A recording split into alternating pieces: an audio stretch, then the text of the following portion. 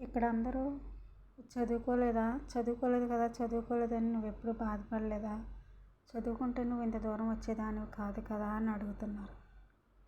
నిజమే, చదువుకుంటే నేను ఇక్కడ దాకా వచ్చేదాన్నో రాందో తర్వాత సంగతి. అసలు చదువు నా బుర్రకెక్కేదో లేదో. ఒకవేళ బుర్రకెక్కితే చదువుకుంటే ఒకవేళ మంచి పొజిషన్లో ఉండేదాన్నేమో, ఏమో తెలియదు.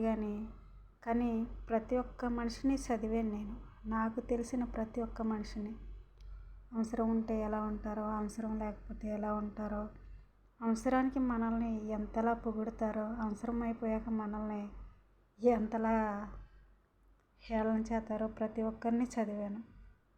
ఈ ప్రపంచంలో నాకు తెలిసి చదువు కన్నా గొప్పదే అనుభవం. అలాంటి అనుభవం నాకుంది. ఈ ప్రపంచంలో బ్రతకాలంటే మనిషితో ఎలాంటి యుద్ధం చేయాలో, ఎలా తెలివిగా ఉండాలో, ఎంత అంటే మనుషుల్ని ఎంతలా అంచనా వేయాలో అంత చదివాను నేను.